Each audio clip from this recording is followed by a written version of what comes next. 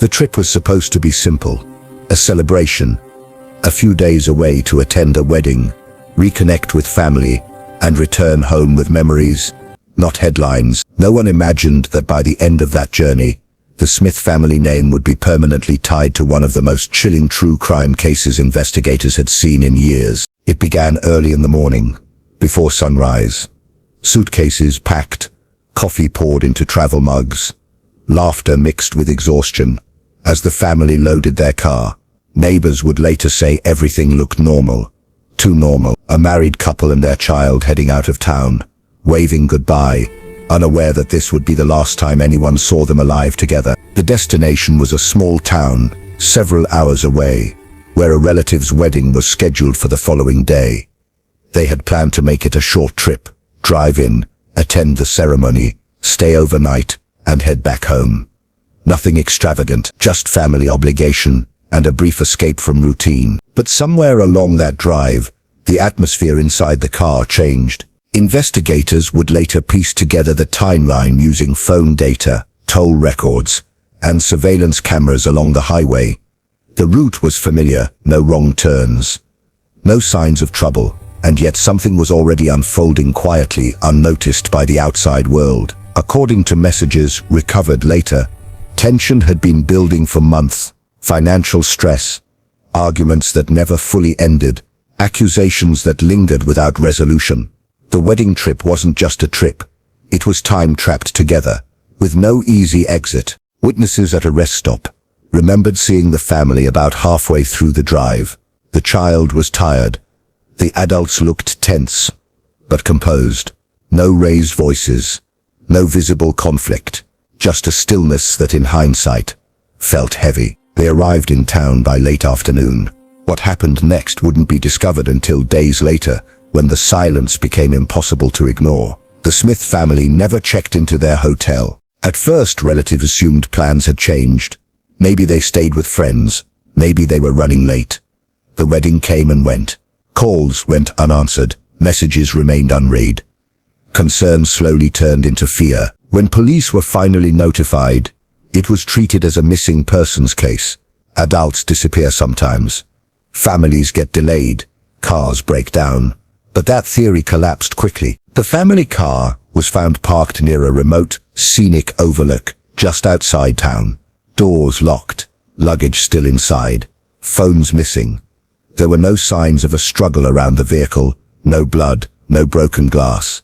Just a car that had arrived and never left. Search teams expanded outward from the location. Forested areas, trails, water nearby. The terrain was unforgiving, thick with brush and uneven ground. Hours passed with no results. Then, a discovery changed everything. Not far from the overlook, investigators found disturbed soil. Subtle, easy to miss. But once they began digging, the truth surfaced piece by piece. What they uncovered confirmed the worst possible outcome. The Smith family was dead. The scene told a story that words alone couldn't capture. This wasn't a random attack. There were no signs of robbery, no evidence of strangers. Everything pointed inward, towards someone within the family. Autopsies revealed that the deaths did not happen simultaneously. That detail alone shifted the entire investigation. Time mattered. Sequence mattered. This was not an accident. It was an event. Medical examiners determined that the child died first. That fact shook even the most experienced investigators. Whatever happened here wasn't impulsive. It followed a decision, a line crossed that could never be uncrossed. The cause of death was consistent with asphyxiation. No defensive wounds, no evidence of prolonged struggle. It suggested trust, proximity, someone the victim didn't fear until it was too late. The adults died later. Different methods, different timelines. The evidence indicated hours passed between the deaths. Hours spent alone with the consequences of what had already been done. Phone data filled in the gaps. Most of the car was parked. One phone showed movement away from the overlook, then back again. Messages were typed but never sent. Calls were started and cancelled. A digital trail of hesitation, panic, and internal conflict. Investigators realized something deeply disturbing. One member of the family survived the others for several hours. During that time, there were opportunities to stop, to seek help, to turn back. But instead, the situation escalated to its final conclusion. The wedding trip had become something else entirely, a closed environment, where unresolved anger, control, and desperation collided. No witnesses, no interruptions, just a family isolated in a moment that spiraled beyond recovery. When authorities informed relatives of the findings, disbelief turned into devastation.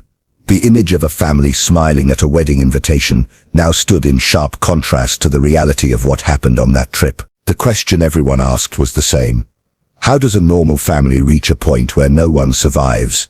The answer, investigators would later say, wasn't found in a single argument or event. It was found in accumulation, pressure without release, silence without resolution, and a decision made when turning back still seemed possible, but was ignored. And this was only the beginning of what the investigation would reveal. Once the initial shock faded, investigators were left with one overwhelming task: understand how a family trip ended with no survivors.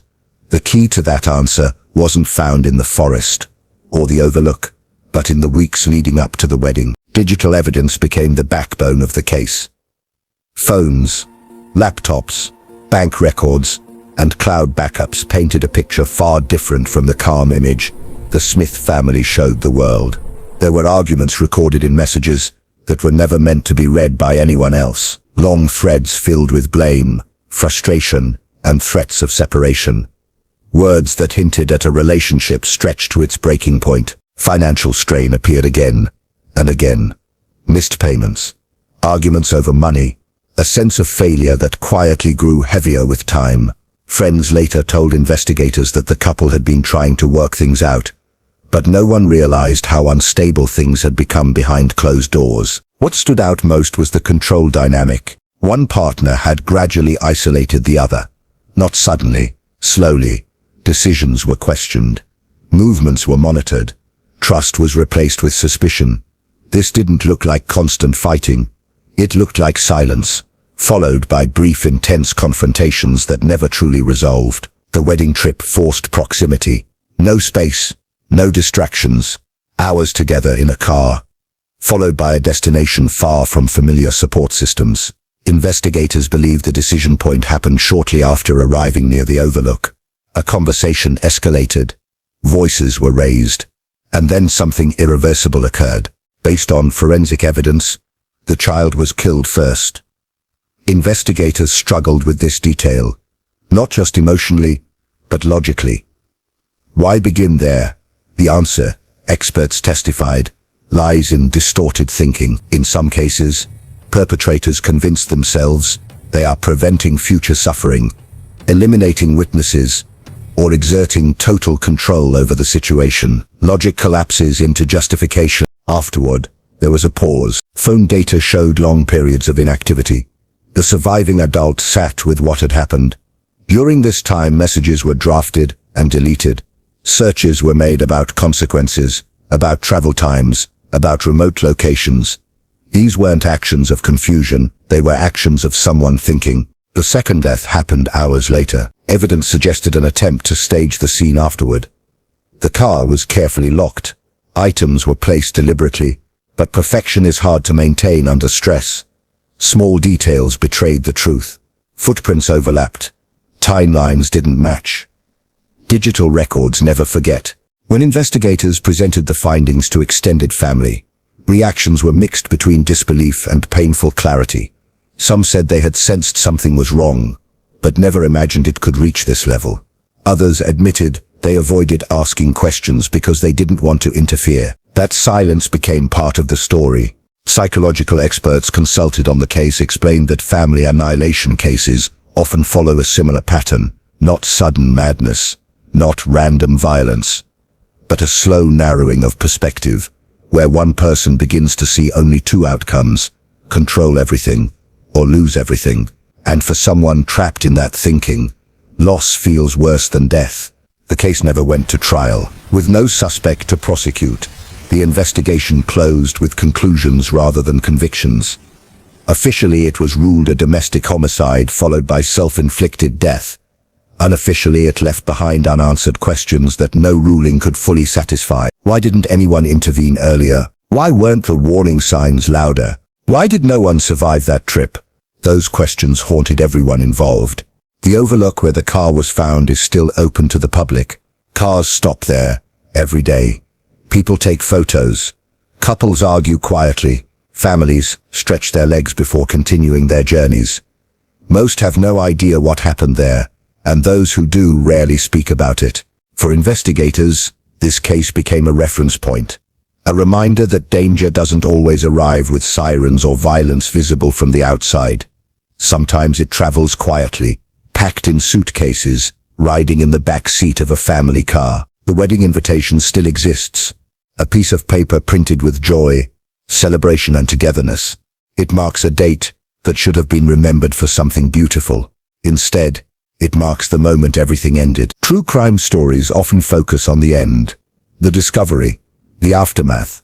But this case forces attention on the middle, the hours, the decisions, the moments where another path was still possible. Nothing about this was inevitable. It was built, step by step, choice by choice. And that is what makes it so unsettling. Because if it could happen during a simple wedding trip, during something meant to bring people together, it challenges the assumption that danger always announces itself. Sometimes it hides behind routine, behind plans, behind the promise of celebration. The Smith family left home expecting to return in a few days. They never did. And the road they took serves as a quiet reminder that the most devastating endings don't always begin with chaos. Sometimes they begin with a plan,